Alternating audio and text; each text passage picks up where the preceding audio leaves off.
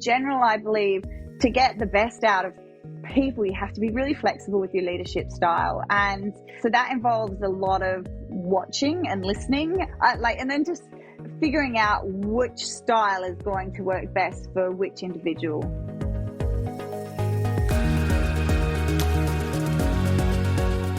Hi there, I'm Ben Morton and welcome to another episode of the Ben Morton Leadership Podcast. It's the weekly show that brings you inspiring interviews with senior leaders, managing directors, CEOs and global thought leaders. And it's all designed to help you be the very best leader you can possibly be. It's my gift to you and it's absolutely free.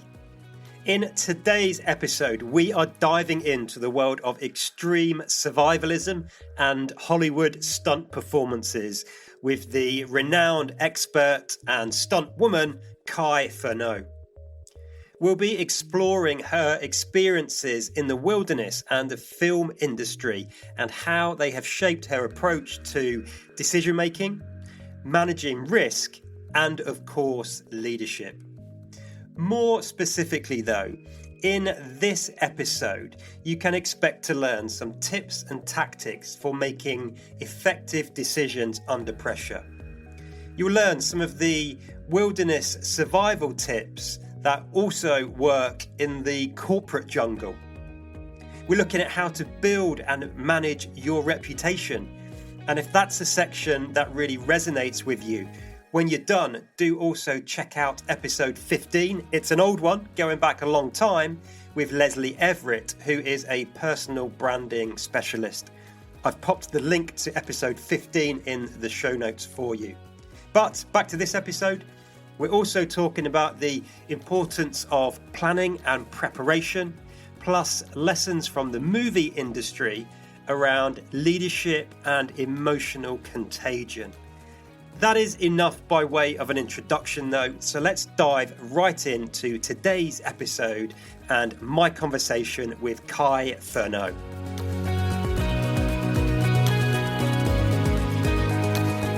Ky, very warm welcome to the show. It's great to have you with us today. Thank you. Can I dive straight in and ask you, what is your very first memory of leadership? Now, that could be your first experience leading people yourself, maybe an experience at school or in the workplace. What does that look like for you?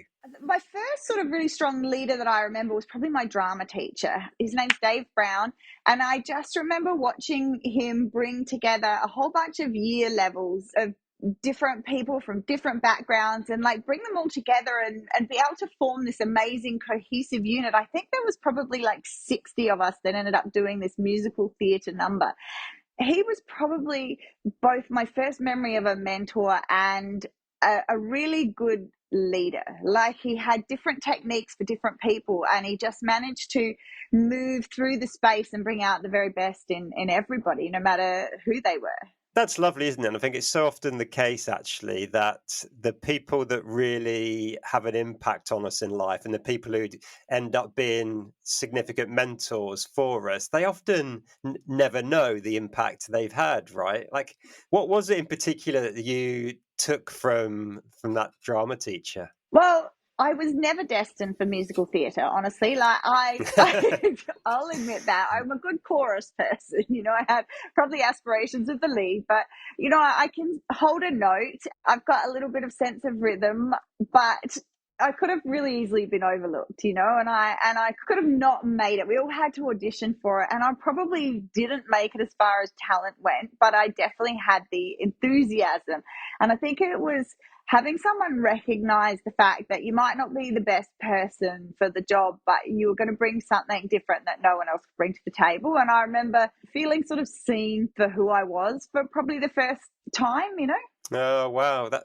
That's really, really interesting. Over the past few years, I've spoke a lot in my work to people about the difference between recognition and appreciation, where recognition is about some sort of reward linked to what you do or deliver. Whereas appreciation is seeing the person, seeing the value for the unique individual and everything they bring, not just what they deliver. So it's really interesting to hear you say that, because it does have such an impact, right? When we just feel seen and heard and recognized as a human. Yeah, and I mean, I love the movie Avatar for that reason. There's a lot of things about Avatar, but what I really like is that when they greet each other, they say, "I see you," and I do think that it's probably one of the greatest gifts that you can give somebody is like we get all this outside influence. Like I worked a lot with kids, so teachers would come to me and be like, "Oh, that kid is a bit of a this sort of thing, and that girl, she's going to give you this kind of grief." And before we even meet somebody, we get this package of assumptions that it's like, well, here you are. And then this poor kid will turn up in front of me and I've got two choices. I can look at them the way I've been programmed now to see them, or I could just give them a whole new break and do that like, okay, let me see you, let's see how you respond to me and respond in this situation rather than throwing all these assumptions on people. And I think that's probably, it's still to this day a really powerful thing I take with me is that like being seen for who I am or seeing somebody else for who they are without these prior assumptions. Yeah, I think that's really important, isn't it? Because not only do we have our own sort of biases, prejudices, preconceptions going on, but as you say, we receive them from other people. Like my wife's in that position right now. She's 3 weeks into a brand new job, taking over as senior vice president from somebody else, and the outgoing guy is giving her the lowdown on all these people. Like, oh, they're a bit kind of this, they're a bit that. I'm not that sure about that person. Yeah. And if you don't challenge that, you can just accept it, and then if you look for faults in people, you'll see them, right? Yeah, and the thing I find with kids in particular, if you come at them with the assumptions, they'll fit that mold because that's sort of the way they're used to dealing with everybody. And one of the things that I tried to do as a leader is to not play the games that they're used to playing with people to try and get a different response out of them. And I think coming at it from being in the outdoors gives me a really unique perspective because people can't hide behind anything for very long in the outdoors. And Yeah. quite often I found, like the kids that were the worst trouble in school were the best kids in my environment. So, it just gave them a chance to really thrive. And the second you acknowledged them for parts of themselves that perhaps the school system hadn't recognized or their parents hadn't seen yet, like they just thrive out there. Yeah. And seeing as we've mentioned the word a few times, let me ask you, what does leadership mean to you? And I'm fascinated to hear your take on this because you've got such a diverse range of experience, right? From drama at school to working in the outdoors to one of the leading stunt women in the world, kind of running your own business, which is you, which maybe we'll come on to later, what you've learned from running a business of you. So, like, what does leadership mean to you? And I'm curious, especially how it shows up in the movie world related to stunts or stunt work. Yeah, I mean, they're all such very different platforms. And I think that's the qualities of a good leader is being really flexible.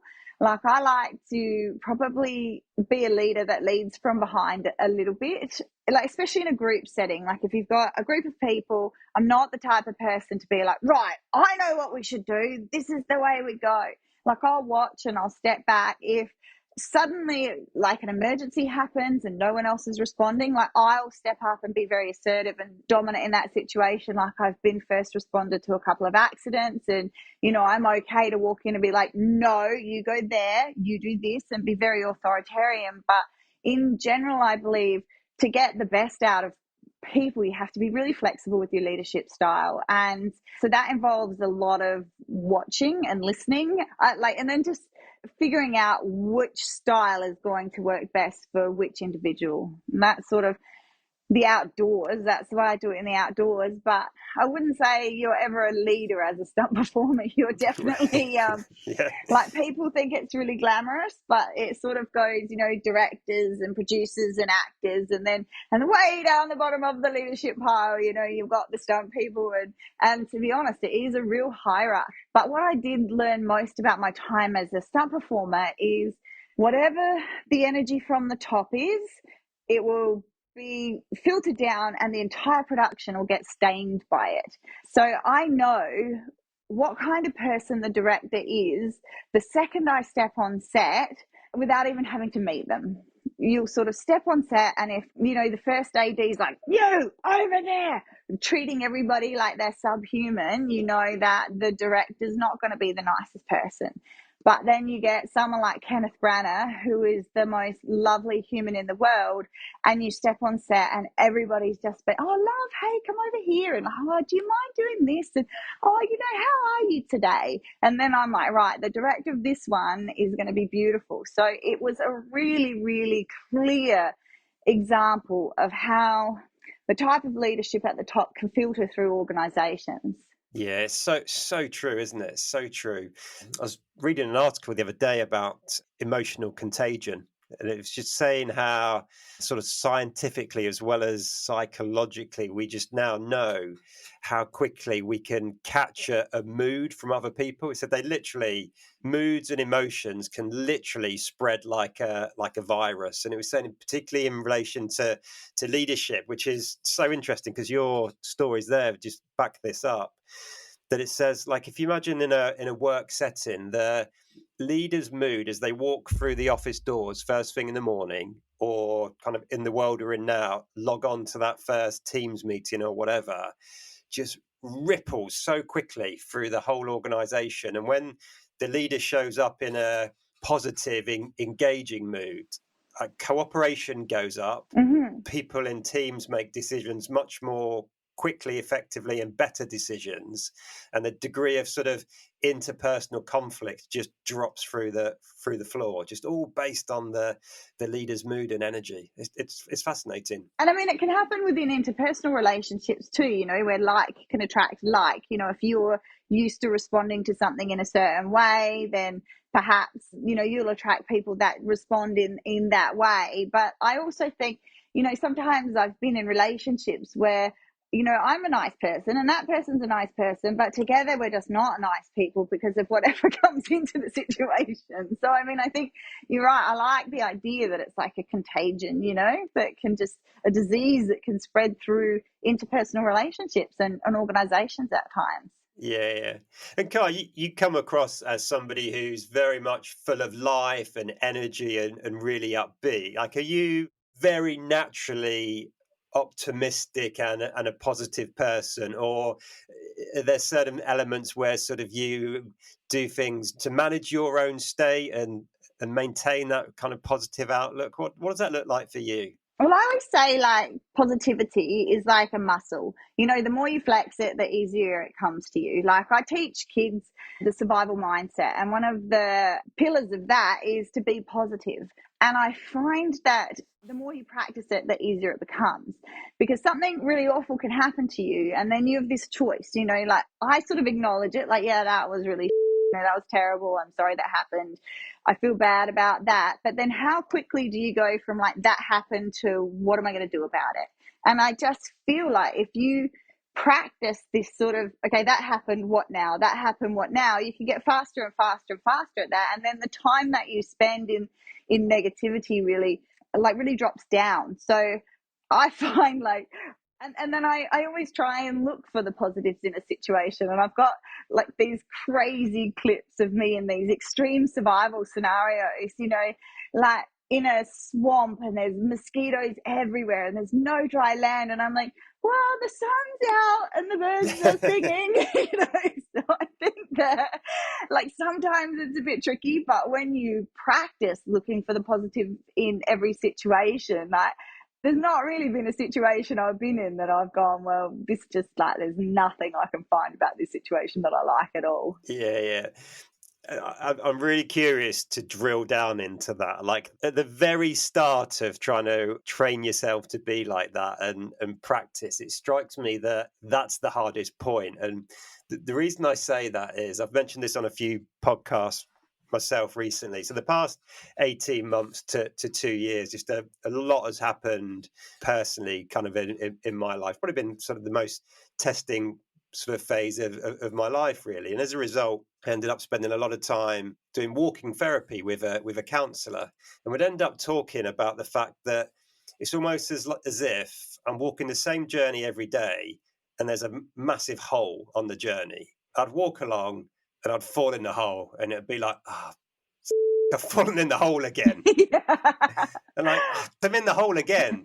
And I kept saying to my therapist or counselor, Moira, I said, like, when am I going to spot the bloody hole and like not fall in it? And it just took a long time. Like I knew the things that were tripping me up, but it took a long time before I could spot them and start to make the change. And eventually, like if you carry on the analogy, it's like I'm sort of toppling in the edge, like, oh, it's the hole. I can pull myself back, and then eventually I'd spot and go, oh, actually, I can take a different route here and just avoid the hole completely. Wow, yeah. It took a long time to spot it. And I think there's probably similarities when you're trying to train your mindset or develop a new habit. It's that first bit that's the hardest, right? Like starting with anything is the hardest thing, like, I mean, whether you're looking at changing, like, I don't know, a health routine or like jogging. I mean, I love to train and I love to keep my body fit and healthy, but I've had a lot of injuries, and I know that I quite often have to start from the beginning, and it's the starting that is really the hardest part. It's like, okay, I know I'm going to be terrible at it for a while, and I know, I'll fall down that hole. But I think a lot of it is just self-forgiveness too. Like, just like, it's okay. It's okay not to be positive all the time. It's like a lot of it comes from this beating yourself up when you don't succeed, and then you fall down that hole again. Like, I think it's part of it's being gentle with yourself, part of it's acknowledging where you're at, and part of it's starting slowly and accepting that it's not going to happen overnight. Brilliant. This isn't where I thought we'd end up going with today's conversation, Ky, but you mentioned teaching kids the survival mindset and one of the pillars being around positivity. It strikes me that work can sometimes feel like a battle for many people, and it can feel like we're trying to survive work. So, like, what are some of the other pillars or components of that survival mindset that might be useful for leaders or anybody in the workplace that can often feel like a bit of a jungle? Yeah, I mean, there's so many sort of different aspects to being positive. It's like finding your tribe. So when you're in a work situation, finding those people that can build you up rather than tear you down. I think that's a really important thing. I mean, this is still on the be positive pillar. Know that if something is really terrible, it's probably only temporary. Like, if you can take a breath in survival, we have this stop, look, and listen thing. So, like, if something happens to you, the first thing you have to do is stop. Like, if you see a snake, just stop. Like, because if you start reacting and running, and you're going to trip over, you're going to fall, you might fall on the snake, so stop, look, and listen.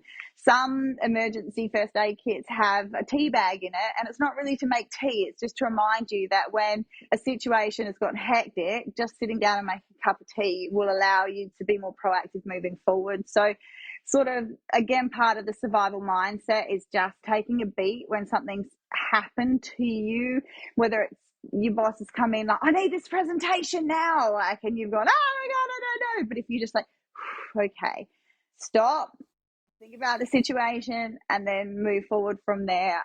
But again, that's all under positivity. The other three pillars are to be adaptable, to educate yourself. So in a work situation, if you're really struggling, I find sort of just making sure that you're prepared and educating yourself about your situation. How can you make it better? Looking at it like, what about this situation is not agreeing with me? Quite often, again, we spend a lot of time in that place of moaning about the situation, like, rather than looking at what we can do about it. I've survived some pretty extreme challenges on television simply by going, how can I make tomorrow better than today? then I'll make a list, like even if it's just that I'll try build another trap over there because I haven't caught any food for 13 days. All right, I've tried that trap. Maybe I'll try making a fish trap and see if that works. And yeah, so my 4 pillars are be prepared, be adaptable, be positive, and educate yourself, that I work with adults and children with. There is a lot that encompasses in those 4 pillars. Yeah. There are 2 bits from what you've shared there, Ky, that really resonate with me. Like all the stuff I've done in the outdoors, I've never heard of survival kits having a tea bag in them, but I love that. I love that. And it reminds me of, so when I graduated from Sandhurst, when I was doing the final part of my training in the army, on my sort of infantry training course, my instructor was actually Australian exchange officer from the Australian Parachute Regiment. And he told this story. I'm not sure if it's true or not. I'd love to find him and find out. But this guy was enormous. He was built like the brick you-know-what house. He Yeah. was massive.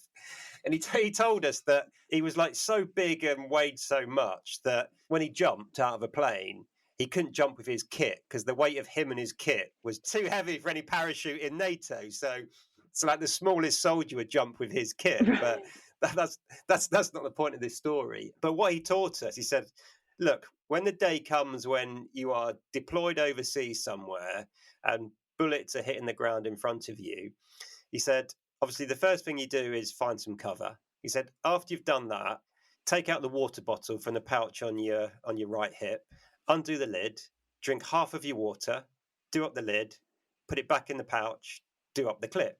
He was teaching us to make that cup of tea, to stop, look and listen before just reacting, right? And I'm sure you'll sort of have the same sort of mindset from your experience, but I often talk about the difference between reacting and responding. Yeah. Like reacting is that instinctive piece, right? It's the often ill thought through, whereas if we can just take that minute, step back, we can respond, which is much more considered. So I love that piece about what you shared there. Like have a cup of tea, drink half your water, Yeah. then move on. I might steal that, actually, the difference between reacting and responding. That's going to be in my next talk. That'll be you. Brilliant. Thank you. Taking notes. I do it all the time, right? As they say, all the best ideas are borrowed and stolen.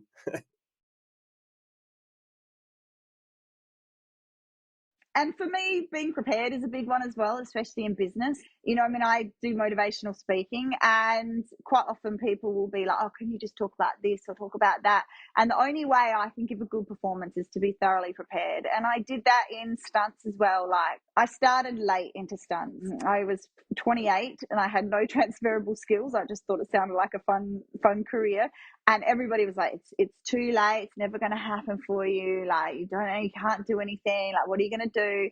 And so I quite quickly ended up in doubling Sharon Stone in Catwoman, and I shouldn't have been there. Zoe Bell, who's an amazing stunt performer, she was the main double, and I was sort of the second unit double, but I wasn't really good enough.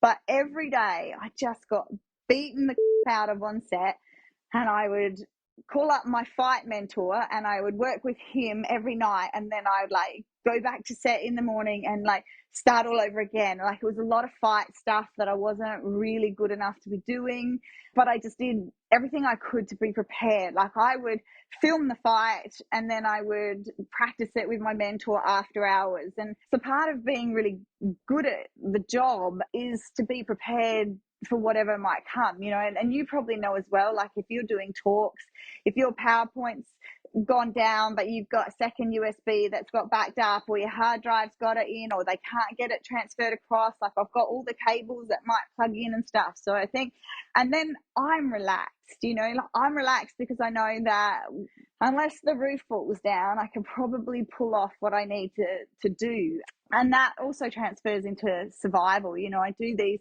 really extreme survival challenges, and a lot of people are like, what do you do to be prepared for these? And part of being who I am is I'm prepared for anything always. So Yeah. I don't really need to do anything special to prepare for that in particular, but I'm always practicing so I can be the best that I can be. And that way I can be really relaxed going into those scenarios as well. I think that's really powerful. And I think that is often massively underrated and forgotten, right? In not just survival or business, but in all aspects of life. And you're sitting listening to you talk there about all your backups. I'm sitting here smiling because I'm waving a second computer in my hand because I said to you before we hit record, I was recording an episode yesterday and just things all started to fall apart and shut down in the studio. And despite being prepared, I couldn't fix it yesterday. So I was in super early today, second computer there. So even if this fails today, Yeah. I can go to that second machine. But It lowers the level of stress, though, doesn't it? it does, yeah. And being able to be effective in a work case scenario or in any sort of group setting is to be able to be relaxed within it. And that's sort of something that's really that comes from being prepared. Like you've gone that extra mile to make sure that if anything does happen, it's going to be okay. Like I came on quarter of an hour before to try and figure all my technology out for that same reason. If I'm trying to log in 2 minutes before we're due to speak and then everything's malfunctioning, it creates this stress. Yeah. Being prepared is the Boy Scout motto for a reason.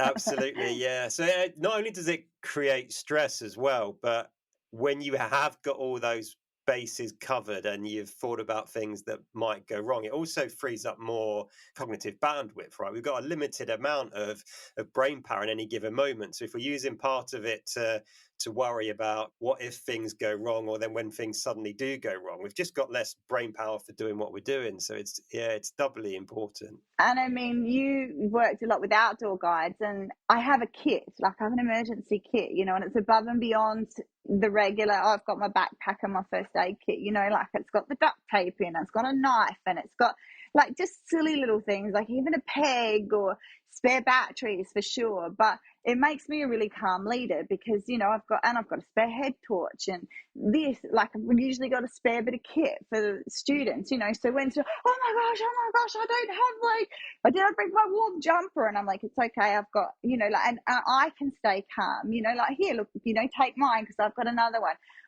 Your head torch isn't working here, take mine because I've got spares, and I know that it allows me to project that I've got everything under control, which then calms the group situation down as well.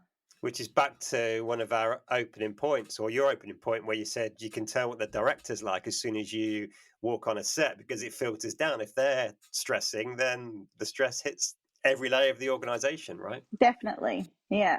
Tell me if I'm right here. I bet with your emergency kit list and what goes in your pack when you're working in the outdoors, I bet after every trip you're coming back and like reviewing it, or kind of anything else I need, anything else. Yeah, I have like this leather bound book that goes with me everywhere, and it's one of those things you can take the inside out, and so I always have the leather bit, but the inside has changed a lot. But I always write lists, like if something's happened and I haven't had the exact thing that I need, it's on the list, So next time when I go out, it's not going to happen again. And kindred spirits, Ky. It must be part of the outdoor kind of instructor in us. I was given a keynote for a client not long ago, and I came back from that and went, right, next thing to add into the kit list is a like 20-meter long HDMI cable. So if there's not one there, I've got my own in the bag. Yeah.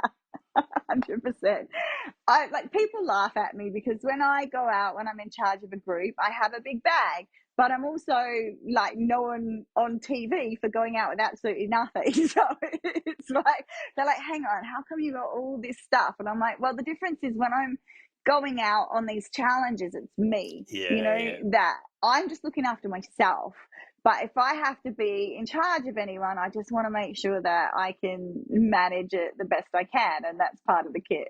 Yeah, love it. Ky, just changing tack for a couple of minutes now. So you're essentially what people are now calling a solopreneur brand, right? So your business is you. You are your business, and I think personal branding is quite interesting. There will probably be some people who are listening to this show who hear the phrase personal branding and sort of they let out an audible sigh and their eyes roll like, oh my God, what is that? And labels can sometimes be unhelpful, right? For me, brand is really just what people say about you kind of when you're not there. So whether we're actively thinking about it or not, we all have a brand. But I wonder what advice would you give to leaders, people aspiring to senior leadership positions around how you can sort of position and really sort of build the brand and reputation that you would like?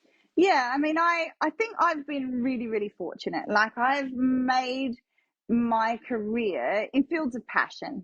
So I did do a Bachelor of Business Management, majoring in tourism, which was very, very handy. But towards the end of that, I broke my back in a car accident and I ended up never wanting to be indoors again. So I went from aspiring to be a marketing manager of an international hotel chain so I could travel and work in luxury locations to being like, I just don't think I can be indoors. But I used the marketing aspect and the sales aspect and most definitely the branding aspect. And we today, in this moment, live in this really awkward society where everyone's trying to be an influencer.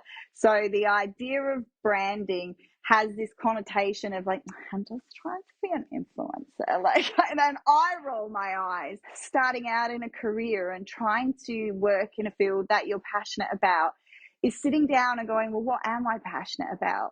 And that is a really big question. Like, the amount of people that I meet that probably couldn't even answer that question. Like, well, what am I passionate about? You know, well, I don't know, I like to fish. I'm like, okay, you could be a fishing guide, you know, like, imagine that. And people just don't understand that they can create careers out of passions. That's where that branding comes in. So my brand has always been Aussie in action. That's my email address. When I go to post on Instagram, I'm like, is it showing an Aussie in action? So it really does give it a broad spectrum because it's just me moving, really. But the focus is physicality in the outdoors. The way I look at it, to enable myself to remain passionate about things, when opportunities come my way, I just ask myself, does it fit in this line of Aussie in action? For me, does it bring me happiness, money, and I call it love, but that's sort of just as it ignite my soul, you know, and those sort of things are the questions I ask myself before I decide whether I'm going to go down that path or not. And then you have these things called dream funders as well. So naive enough to think that you can just leap straight into a field that you're passionate about. Sometimes it does take a lot of work. I chopped wood for $20 an hour to pay for fight lessons to be able to get into stunts. You know, that's a dream funder. But the opposite side of that is retaining this focus on what lights you up. And that is part of your branding, you know, like the brand for me, outdoors in action. So I just follow that in my business motto as well. Yeah, we've had a nice little exchange of ideas there because I'm going to steal dream funders. Okay, I really like that. you're on.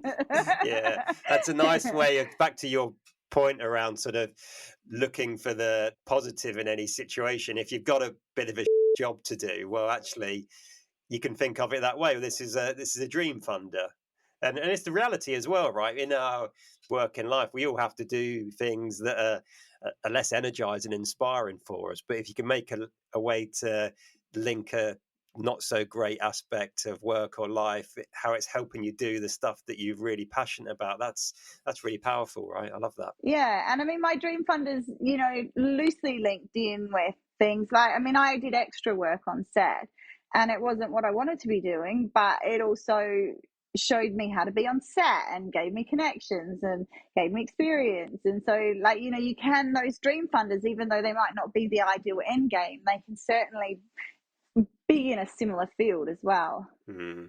And you mentioned connections there. That's so important, right? Just building the network and investing in the relationships because it's, as you said, it's a good, nice human thing to do, and you never know kind of when you might be able to help somebody or somebody might be able to help you, right?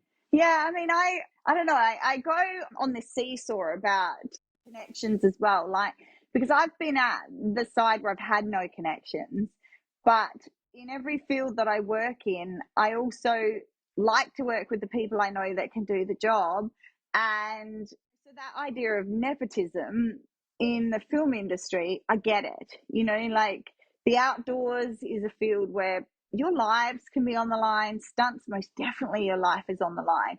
And I want to work with the person that I know is going to be wide awake and holding my rope really tightly rather than thinking about the hangover from last night, So we do work in these fields where we probably prefer to foster relationships with people that we know we can depend upon. Yeah, I'm exactly the same. But I've kind of quite a sizable sort of support team that help me with all sorts of things, probably similar to you, from video production to design of sort of materials and documents to kind of PA and all sorts. And they're all self-employed, but I'm really passionate about finding people I know, like, and trust and sticking with them for the long term. Like sometimes someone sends me an email about video production. Hey, I could do this for you cheaper. I'm like, you probably could, but I know, like, and trust Ben, so Yeah. I'm going to stick with Ben.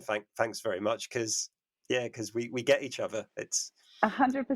And it's important. Like, it's important in business as well, So there is that, like, well, how do I crack into that? But, I think that's just persistence in the fields that I've been in, persistence and constantly showing up, whether, you have to or not. Yeah, love it. Ky, let me finish up with the standard question I like to ask every guest as we close out each episode, which is a flip of a obvious question. So what would you say is the best mistake that you've ever made? Or to put it another way, something that seemed terrible to start with but turned out to be really fortuitous? You see, it's really interesting because people quite often listen to some of the points in my life and go, oh, that must have been terrible. And I'm like, no, that was like the best thing that ever happened to me. So I don't ever see things as mistakes or regrets. Like, I thought you might say that. I know, like, it's really interesting because without every step of the way, I wouldn't be who I am, exactly who I am. Like, those sliding door moments, you'd be a completely different person. I wouldn't be talking to you. I wouldn't have had the experiences that I've had. If I didn't break my back in that car accident, I would be a business manager in a resort. Would it be a bad life? Nah, maybe not. Maybe I would have made the most of that too. But I don't see it as a mistake getting in the car with the person that was driving recklessly and did that. I ended up tearing my hamstring completely off when I was 43 or 44. And I could have prevented it, like I tore it and it started to tear and I kept working on it and I worked until the whole thing fell off. Was that a mistake? Maybe, but it made me give up stunts, and I wanted to give up stunts at 40. I was still doing really extreme stunts at 42, 43. So it forced me to give up stunts and focus on other things, So I don't think it was a mistake to go out that way. That was what I had to do to force myself to move on, So the biggest and worst moments, I always know that I'm going to look back on them and go, God, I'm so glad that happened.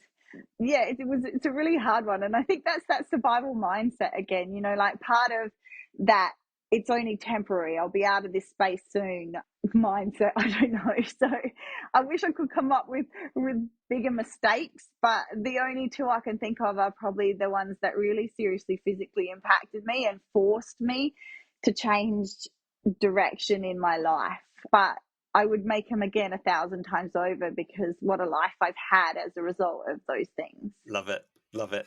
I know I said that was the final question, but it's my podcast, so I can do what I want. Something you said there got me thinking about something I sit and ponder a lot. And I'm going to ask you, do you think there's some sort of higher intelligence in the world? Are you one of those who thinks that everything happens for a reason? Maybe it comes with age, but the older I get, I think there is. I'm not particularly religious, but I do think there's some higher intelligence in the world that we don't know about, and things do happen for a reason. Where are you on that one? I feel like I've believed that most of my life, and probably as I get older, I wonder if I'm mistaken in that. So I've got a bit of the flip, because I kind of like, some things happen, I'm like, nah, I can't even possibly fathom why that happened, But then my brain automatically goes like, but happened for a reason. And I think that is part of that positivity mindset as well, because if you can think that it's happening, so even if it's the darkest, most awful thing, if you can believe there's a reason behind it, it gives you hope, like, okay, well, maybe that's, like if you're running 10 minutes late, how often have you been running 10 minutes late and you drive past an accident that would have happened 10 minutes ago, and you're kind of like, wow, I was really stressed that I was 10 minutes late, but if I'd been 10 minutes earlier, I could have been caught up in all of that. So I do think it probably is the through thread of my entire existence has been this idea that everything is happening for a reason. And I've always sort of believed in a universal power. Like, I've always called myself probably spiritual more than religious. And I've explored what that looks like. And then I've sort of got to the stage where I'm like, I'm never going to know for sure until the moment I die. And I don't know if you've heard of Robert Fulghum. He wrote, like, everything I ever needed to know I learned in kindergarten. So, they would have... No, not heard of it. Oh, okay. It's a brilliant little book. But one of the stories in the book was about a friend of his who was like a faddist, where he would be like Buddhist one week and then he would be into like veganism the next week, and then he was going through this like Nietzsche phase where he was sort of like, well, we just live to die, so what's the point? And his friend saw a kid drowning and dived in to like save the kid. And so this Robert Fulghum guy said, well, why did you bother if you think we just live to die anyway? And he's like, well, I might be wrong. And so I just, I kind of feel like as I get older, I'm not an absolutist about anything, I'm like, if I die and there's a pearly gate right in front of me and there's somebody with a staff going like, you're going to go up here or down, I'd be like, yeah, okay. Oh, hedge my bets. It is then. Yeah, that might be the way it goes. So I might be wrong. Brilliant. Ky, thank you so much for your time. It's been a real pleasure talking to you today. We've covered all sorts of different topics, and there's just so much in there that's interesting, useful, helpful for me and everybody listening to the show. So thank you so much for your time. Really appreciate it. Oh, you're welcome. It's been lovely chatting. There you have it. Episode 163 of the podcast. I really hope you enjoyed listening as much as Ky and myself enjoyed recording that episode. You may not believe this, but Ky and I didn't know each other at all until a few weeks before recording that. And I think it really is testament to the power and importance of investing the time in building relationships and a sense of connection between people. More now than ever, I really do believe that connection and relationships sit at the very heart of what it means to be a leader. And I say that because I've spent a lot of time reflecting deeply on events from my military career and because of things that have happened in my personal life over the past 18 months. And this is why my new keynote talk has the title, Why Connection is the True Currency of Leadership. If you want to know more and to book me to speak at your next conference or company event, visit my website, ben-morton.com, and then drop me an email to chat@ben-morton.com, and let's get the conversation started.